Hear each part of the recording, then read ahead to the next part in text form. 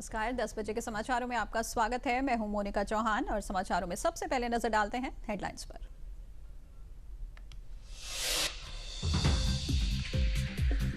सरकार ने जनगणना के लिए नोटिफिकेशन जारी कर साफ कर दिया है कि जातियों की गिनती भी होगी, लेकिन कांग्रेस सवाल खड़े कर रही है और बीजेपी पलटवार में जुटी है। संभल हिंसा में सपा सांसद जियाउर रहमान बर्क समेत 23 पर आरोप पत्र दाखिल। संभल में जामा मस्जिद के सर्वे के विरोध में 24 नवंबर 2024 को हुई थी हिंसा।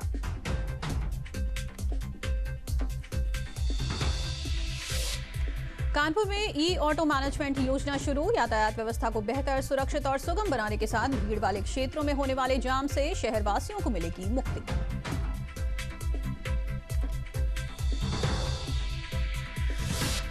जनपद फतेहपुर में यमुना नदी किनारे मिट्टी का टीला ढहने से 3 लोगों की दर्दनाक मौत हो गई। तीनों लोग यमुना किनारे जंगल में भैंस चराने गए थे और ऊंचे टीले के नीचे बैठे हुए थे, तभी अचानक टीला भरभराकर गिर गया। 21 जून को मनाए जाने वाले विश्व योग दिवस की तैयारियां तेज। प्रदेश में सभी 75 जिलों में नोडल अधिकारी तैनात। विभिन्न स्कूलों में बेहतर योग करने वाले बच्चों को प्रमाण पत्र भी दिया जाएगा।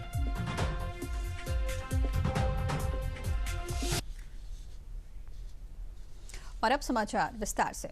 बुलेटिन की शुरुआत करते हैं जातिगत जनगणना को लेकर चढ़े सियासी पारे की खबर के साथ। सरकार ने जनगणना के लिए नोटिफिकेशन जारी कर साफ कर दिया है कि जातियों की भी गिनती होगी, लेकिन कांग्रेस सवाल खड़े कर रही है और बीजेपी पलटवार में जुटी है। देखिए ये रिपोर्ट। लेकिन जो नोटिफिकेशन इशू किया है, पहली बात तो किया है 27 के लिए, 2 साल के बाद कोविड का बहाना लेके कई साल तक सेंसस को डिले किया। अब जो कास्ट सेंसस है उसमें भी कहीं ना कहीं मुझे नियत में हम सब लोगों को शक है कि ये सिर्फ बात को टालने के लिए और अपना वादा पूरा ना करने की पूरी भूमिका बांध चुके हैं।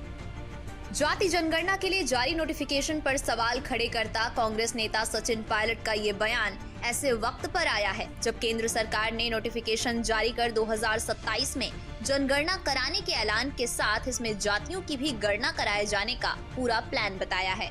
बावजूद इसके जनगणना के मुद्दे पर कांग्रेस ने आक्रामक तेवर इख्तियार कर रखा है, जिस पर बीजेपी ने कांग्रेस की सियासी नीयत पर सवाल खड़े करते हुए जवाबी पलटवार किया है। ये बताइए, कांग्रेस पार्टी अगर इतने ही पिछड़ों की और दलितों की हितैषी होती तो बहुत लंबे समय तक कांग्रेस पार्टी शासनकाल में रही केंद्र में।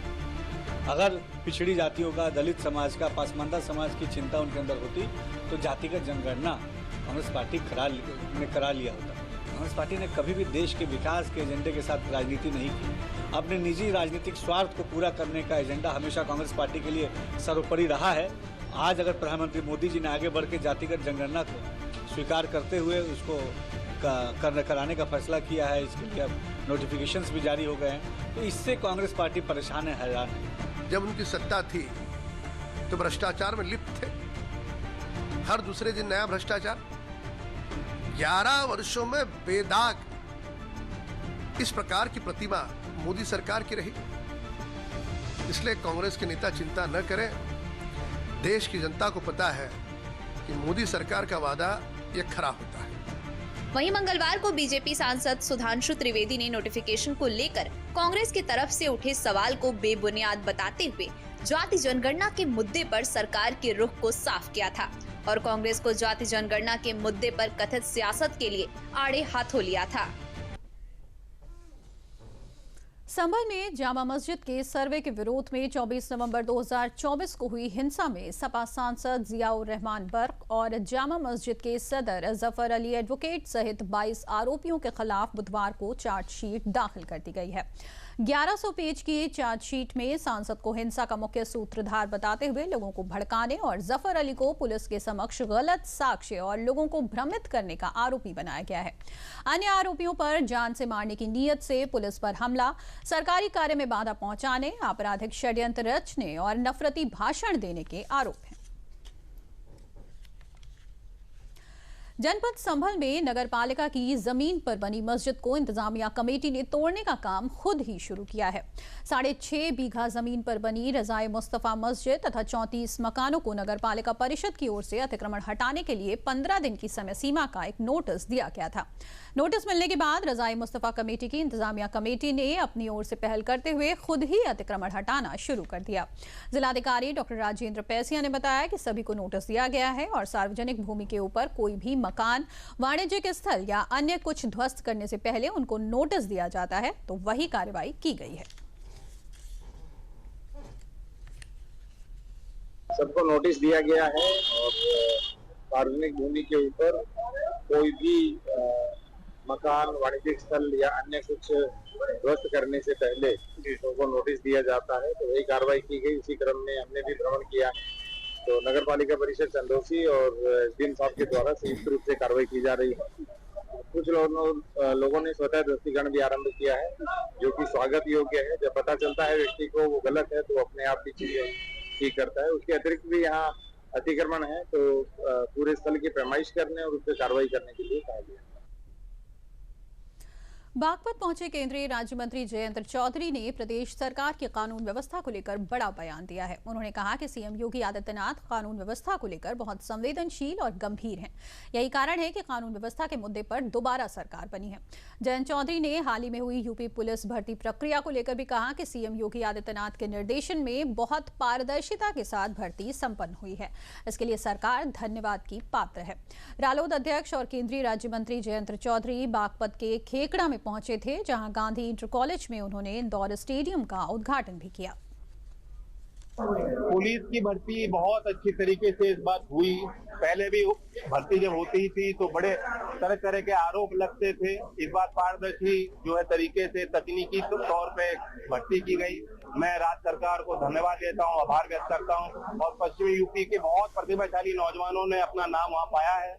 और जैसा आप कह रहे हैं कि छपरौली के जो हमारे विद्यालय में जो एनएसडीसी ने केंद्र स्थापित किया भर्ती में मदद करने के लिए, उनको ट्रेनिंग देने के लिए, वो भी एक सफल प्रयोग हुआ क्योंकि इसी भर्ती में 71 बच्चे जो है जिन्होंने वहाँ प्रशिक्षण किया था, हासिल किया था, वो अपना नाम वहाँ अंकित कर पाए। देखिए तो जनता से आप पूछिए, एक तरफ अखिलेश जी का चेहरा डाल दीजिए और एक तरफ योगी जी का चेहरा डाल दीजिए और पूछ लीजिए किस पे लोग विश्वास ज्यादा करते हैं। कोई तो कारण है कि सरकार बार बार चुनी गई और सबसे बड़ा जो कारण है कि सुरक्षा व्यवस्था में सुधार। उसी मुद्दे पर चुनाव लड़ा था पिछली बार बीजेपी। हम तो विपक्ष में थे, लेकिन अब हम सरकार से जुड़े, हम देखते हैं कितने गंभीर हैं। मुख्यमंत्री भी इस विषय को लेकर कितने बेहद गंभीर है और संवेदनशील है। आगरा में राष्ट्रीय महिला आयोग और दीनदयाल उपाध्याय राज्य ग्राम विकास संस्थान द्वारा she is a change maker कार्यक्रम का आयोजन किया गया। खंडारी के राव कृष्णपाल सिंह सभागार में आयोजित she is a change maker कार्यक्रम का शुभारंभ राष्ट्रीय महिला आयोग के अध्यक्ष विजय रहाटकर, केंद्रीय राज्य मंत्री प्रोफेसर एसपी सिंह बघेल और उत्तर प्रदेश राज्य महिला आयोग के अध्यक्ष डॉक्टर बबीता चौहान द्वारा दीप जलाकर किया गया। कार्यक्रम के तहत आगरा, फिरोजाबाद, मैनपुरी, मथुरा जनपद की निर्वाचित महिला प्रतिनिधियों को प्रशिक्षण दिया गया। राष्ट्रीय महिला आयोग के अध्यक्ष विजया रहाटकर ने कहा कि कार्यशाला में महिलाओं को भाषण कला, सोशल मीडिया, व्यक्तिगत विकास प्रशिक्षण के साथ ही सरकारी योजनाओं की जानकारी दी गई है। केंद्रीय राज्य मंत्री एसपी सिंह बघेल ने कहा कि आज महिलाएं हर क्षेत्र में बेहतर प्रदर्शन कर रही हैं।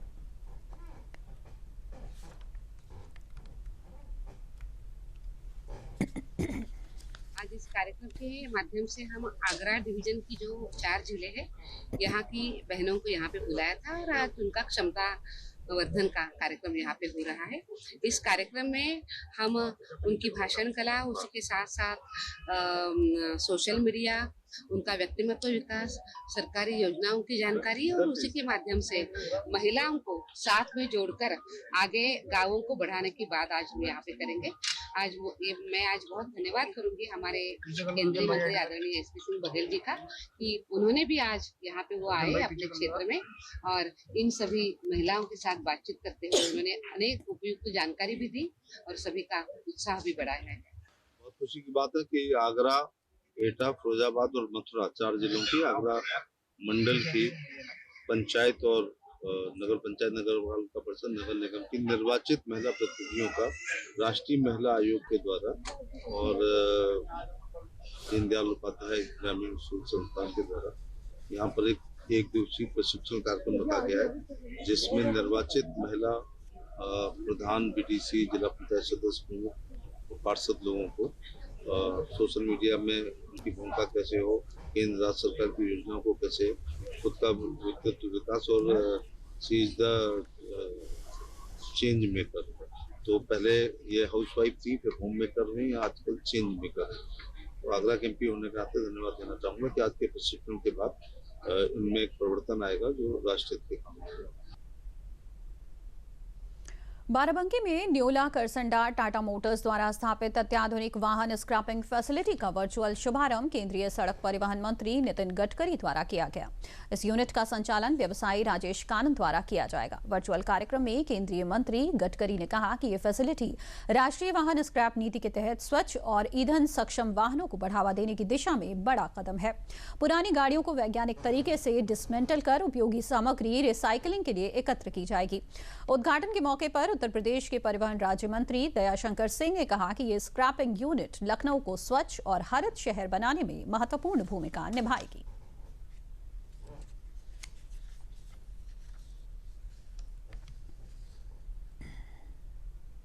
Today is a very important day for all of us towards making India cleaner, greener and economically stronger. I am extremely happy to be launching 2 scrapping facilities of Tata Motors in Lucknow and Raipur. I congratulate Tata Motors for starting these centers, and I also congratulate Tata Partners, Moto Scrapland Private Limited in Lucknow and Raipur Green Energy Private Limited in Raipur. I am very happy to announce that with this launch today, the total number of operational scrapping centers across all India has crossed more than 100. This is to be a great thing. Uttar Pradesh से EV की गाड़ियां खरीद रहे हैं, उसमें भी हम number 1 हैं। तो आज उत्तर प्रदेश हर क्षेत्र में आगे बढ़ रहा है, तो हम चाहते हैं कि परिवहन के क्षेत्र में भी उत्तर प्रदेश आगे बढ़े। इसमें आप सबका सहयोग सदैव रहेगा। और आगे बढ़ने से पहले यहाँ लेंगे एक छोटा सा विराम।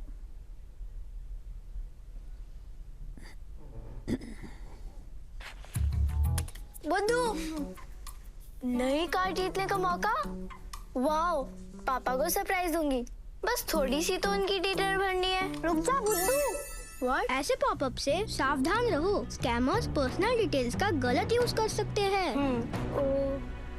तू समझ गई ना, रिलैक्स। पर कार जीत जाते तो पापा होमवर्क नहीं कराते। आरबीआई कहता है स्मार्ट बनो, कूल रहो।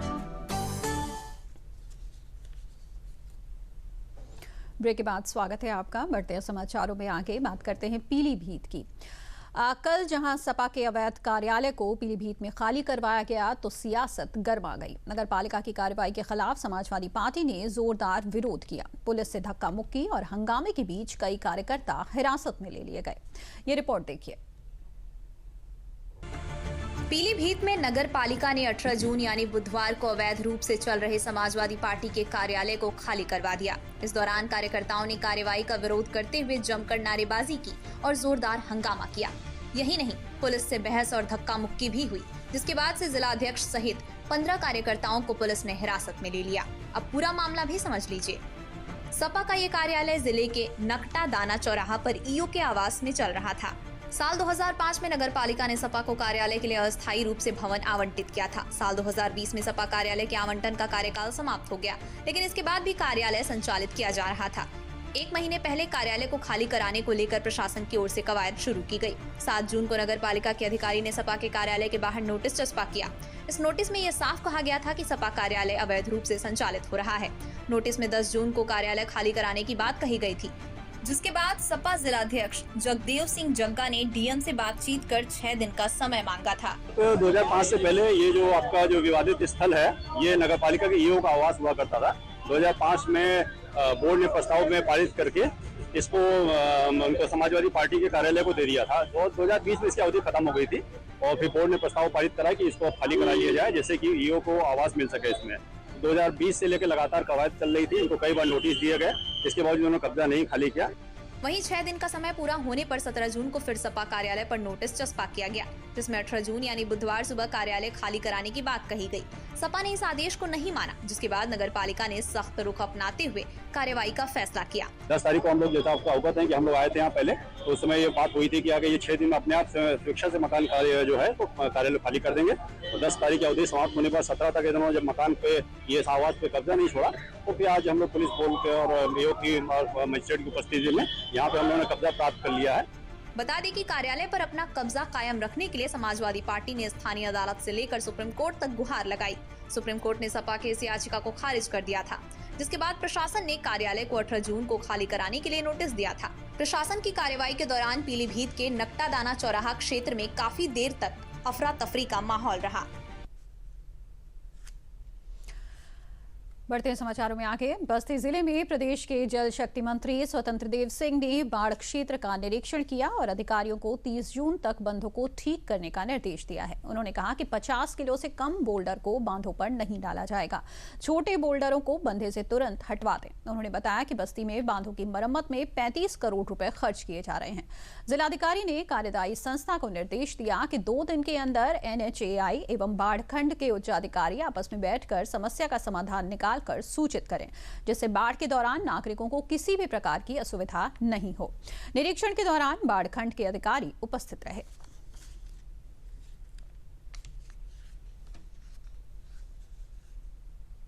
सुहेल देव भारतीय समाज पार्टी के राष्ट्रीय अध्यक्ष और प्रदेश सरकार के कैबिनेट मंत्री ओम प्रकाश राजभर आजमगढ़ पहुंचे, जहां जिले के अहरौला के इटौरा करनपुर गांव में चौपाल कार्यक्रम में 40 युवाओं को सुबह सपा में शामिल कराया गया।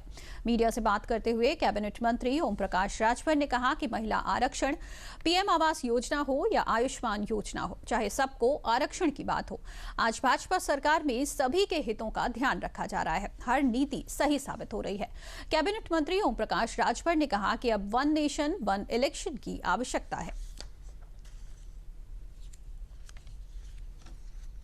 हम लोग मिलकर के बनारस में जो पार्टी का ऐलान किए, उसी समय हम लोगों ने कहा कि इस देश में जो DM, SP, DIG, IG, DGP, राज्यपाल, राष्ट्रपति हो गया शेड्यूल कास्ट, शेड्यूल ट्राइब्स का, उसको आरक्षण की क्या आवश्यकता है। आरक्षण तो आर्थिक आधार पर जो गरीब है सबको मिलना चाहिए।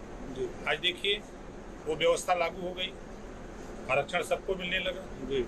आज जो बात हम देश में कह रहे थे शौचालय की बात, जब देश के प्रधानमंत्री जी शौचालय की बात लाल किले से कहे तो बहुत से लोगों को नागवार लगा। लेकिन आज की अगर 25 साल या 20 साल पहले आप जाएं तो बड़े पैमाने पर लोग खुले में शौच जाते थे, लेकिन आज 90% लोग शौचालय का इस्तेमाल करने लगे। ये प्रयास प्रधानमंत्री जी के प्रयास का देन है कि उन्होंने वहां से शुरू किया और पंचायती राज के अधिकारियों ने गांव में, हम लोग तो देखे जब सुबह 4 बजे लड़ते थे कि नहीं भाई खुले में नहीं, आप शौचालय में जाइए, तो जंग हुआ, लेकिन रिजल्ट आया 90% लोग शौचालय, और शेष लोग भी चाहते हैं कि हमारे यहाँ शौचालय बन जाए। उसके लिए भी सरकार की व्यवस्था है कि व्यक्तिगत लाभ के लिए, व्यक्तिगत शौचालय के लिए 12,000 रुपया सरकार खुद दे रही है। आज देखिए गरीबों के लिए जो देश में कानून बनना चाहिए, हम लोग 22 साल पहले कहते थे कि गरीबों के इलाज के लिए पैसे की व्यवस्था सरकार करे। जब हम लोग सरकार में नहीं थे, पार्टी बनाए, आज देखिए देश के प्रधानमंत्री जी आयुष्मान कार्ड के नाम पर 5 लाख रुपया इलाज के लिए दे रहे हैं। उत्तर प्रदेश सरकार के मत्स्य मंत्री एवं निषाद पार्टी के राष्ट्रीय अध्यक्ष डॉक्टर संजय कुमार निषाद मुरादाबाद पहुंचे, जहां उन्होंने पंचायत भवन सभागार में मुरादाबाद मंडल के अंतर्गत आने वाले जनपदों के मत्स्य पालकों की बैठक को संबोधित किया। बैठक में उन्होंने कहा कि केंद्र और राज्य सरकार द्वारा मत्स्य पालकों के लिए कई योजनाएं चलाई जा रही हैं, ताकि मछुआ समुदाय आर्थिक रूप से सशक्त हो और अधिक से अधिक युवा स्वरोजगार से जुड़े। वहीं इस दौरान मीडिया के सवालों का जवाब देते हुए उन्होंने कहा कि भारत सरकार द्वारा जातीय जनगणना की अधिसूचना जारी किया जाना एक ऐतिहासिक और साहसिक कदम है।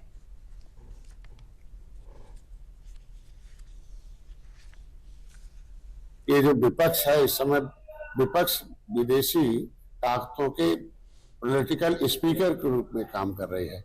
इन्हें पाकिस्तानियों के प्रवक्ता के रूप में नियुक्ति ले लेनी चाहिए और भारत से मुक्ति ले लेनी चाहिए। तो ऐसा रसमलाई खाते हैं जिसमें रस रहता है।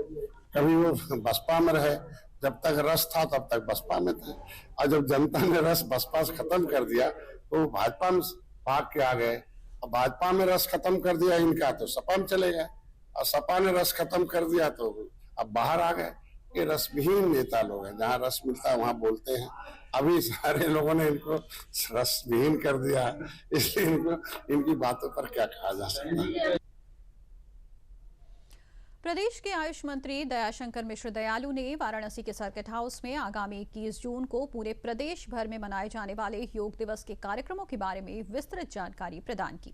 इस अवसर पर उन्होंने कहा कि प्रधानमंत्री नरेंद्र मोदी की प्रेरणा से समूचे विश्व में जो योग दिवस का कार्यक्रम किया जा रहा है, ये एक आदमी की रोजमर्रा की जिंदगी को निरोग रखने का सबसे बड़ा मंत्र है। उन्होंने कहा कि विभिन्न स्कूलों में बेहतर योग करने वाले बच्चों को प्रमाण पत्र भी वितरित किया जाएगा। प्रदेश का आयुष विभाग इस कार्यक्रम को करने के लिए पूरी तैयारी कर चुका है। जाने कितने लोग आज दुनिया के सारे लोग भारत में योग सीखने आते हैं। जगह जगह योग की ट्रेनिंग दी जाती है।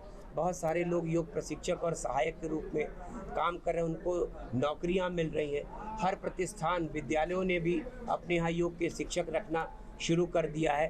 तो मुझको लगता है योग एक ऐसा विषय बन गया है जिसकी लेके दुनिया के किसी देश में आप चले जाएंगे, अगर आप अच्छे योग के जानकार हैं तो समाज आपको बहुत सम्मान देगा और आर्थिक रूप से भी लोगों को योग के द्वारा लाभ मिल रहा है। दूसरा बात, हमने आपसे कहा कि मानसिक रूप से अपने को स्वस्थ रखने के लिए जो तनाव, स्ट्रेस वाले जितने नौकरियों में, बड़ी बड़ी इंडस्ट्री में जितने भी IT प्रोफेशनल हैं, वो जॉब करते करते तनाव में रहते हैं, तो अपने स्ट्रेस को भी रिलीज़ करने के लिए लोग योग का सहारा ले रहे हैं। और आपको पता है कि दुनिया के सारे देशों के लोग भारत में जिस शांति की तलाश में आते हैं, तो योग, ध्यान ही वो दो माध्यम ऐसे होते हैं, चाहे वो संत के द्वारा, चाहे ऋषि मुनि के द्वारा, महात्माओं के द्वारा, योग गुरुओं के द्वारा सिखाया जाता है। तो मुझको लगता है कि योग दुनिया को शांति, विश्व को युद्ध से अलग करने के लिए, संसार के लोगों को मानसिक रूप से ताकत देने के लिए योग से बड़ा कोई अस्त्र नहीं है।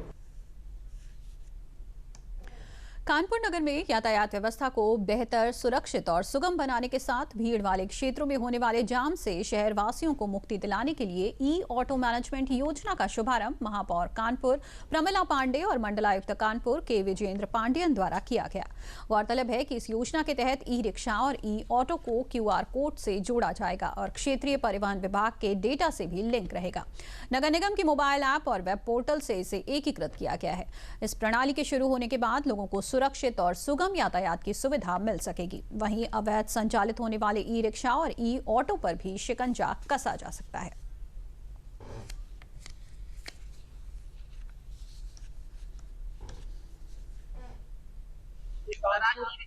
कानपुर महानगर में एक पहल हुआ है।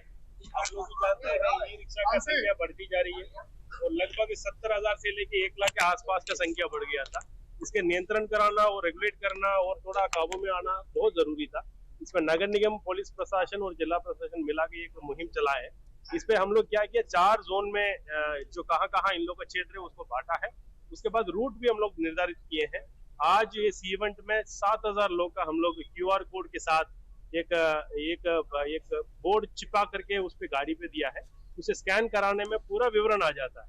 इससे ये फायदा होने वाला है, जो नाबालिग लड़के उल्टा सीधा गाड़ी चलाते हैं, एक्सीडेंट होता है, उसमें काफी राहत मिलेगी लोगों को। पी के जो चलाते हैं वो सब बंद हो जाएंगे। जो गैर कानूनी तरीके से गाड़ी चला रहे, बीच चौराहे पे खड़ा कर रहे, जिनके पास पेपर नहीं है, उस तरह के लोग रोड से खुद हट जाएंगे प्रशासन के डर से। बारकोड सर, ये जो अवैध रक्शे हैं ये सब खत्म होंगे, तो इससे हम लोगों की कमाई बढ़ेगी और हम लोगों को पता रहेगा कि एक रूट पे चलना है, तो इससे हम लोगों के लिए थोड़ा सा फायदा ही हुआ। रूट के ऊपर गाड़ियां निर्धारित हो जाएंगी, जिससे भीड़ कम हो जाएगी और जो अनधिकृत रिक्शे चल रहे हैं, जिनके प्रपत्र पूरे नहीं है, वो रिक्शे रोड से हट जाएंगे। जब ट्रैफिक पुलिस अपनी जांच करेगी तो उसमें जो सही नहीं पाया जाएगा उसको उठा के खुद ही खत्म कर देंगे।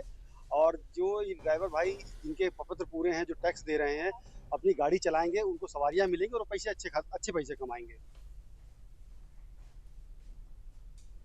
बरेली के सुभाष नगर थाना क्षेत्र के रामगंगा के पास देर रात रेलवे लाइन के किनारे मिट्टी में मोर्टार बम मिलने से हड़कंप मच गया। यहां मदर्स पब्लिक स्कूल के सामने रेलवे पटरी से लगभग 10 फीट की दूरी पर मोर्टार बम मिला है। मोर्टार मिलने की सूचना पर पुलिस के आला अधिकारियों के साथ मिलिट्री फोर्स और जीआरपी भी मौके पर पहुंच गई। यहां रेलवे के द्वारा जेसीबी मशीन से मिट्टी का ढेर लगाने का काम किया जा रहा था। इसी दौरान लगभग 2 फीट लंबा और 10 किलो वजनी मोर्टार बम दिखाई दिया, जिसकी सूचना प्रशासन को दी गई। बम निरोधक दस्ते की मदद से इसे हटाया गया और पुलिस प्रशासन की मौजूदगी में निष्क्रिय किया गया। एसएसपी अनुराग आर्य ने बताया कि मोर्टार बम यहां कैसे आया, इसकी जांच की जा रही है।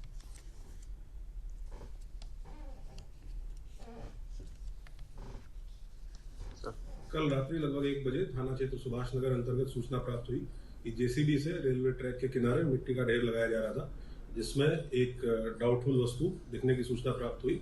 ये एक मोर्टार जैसे दिखने वाली वस्तु थी। तत्काल मौके पे एसपी सिटी अपनी पूरी टीम के साथ पहुंचे। जो हमारी लोकल बीडीएस यूनिट है उसको भी भेजा गया। इसके साथ साथ जो आर्मी की बॉम्ब डिस्पोजल स्क्वाड है उसको भेजा गया। उनके द्वारा देख के कंफर्म किया गया कि ये एक बहुत पुराना मोर्टार शेल है। आर्मी की यूनिट के द्वारा इसको निष्क्रिय किया गया। ये भी बताया गया कि ये मिसफायर्ड शेल है, जो संभवतः पहले कभी इस्तेमाल होकर मिसफायर हुआ होगा और उसको डिस्पोजल के दौरान वो मिट्टी में दबा दिया गया होगा। क्योंकि ये मिट्टी अभी ताजी मिट्टी लाई गई थी उठा के जेसीबी से वहाँ पे डाली जा रही थी, तो उसी दौरान ये वहाँ पे पहुँचा है। वर्तमान में उसको निष्क्रिय करते हुए और ये पता किया जा रहा है कि ये कहाँ से इशू हुआ था और इसका ओरिजिन क्या है, ये सारी चीज़ें छानबीन की जा रही है। और इस बुलेटिन में फिलहाल इतना ही। इजाजत दीजिए। नमस्कार।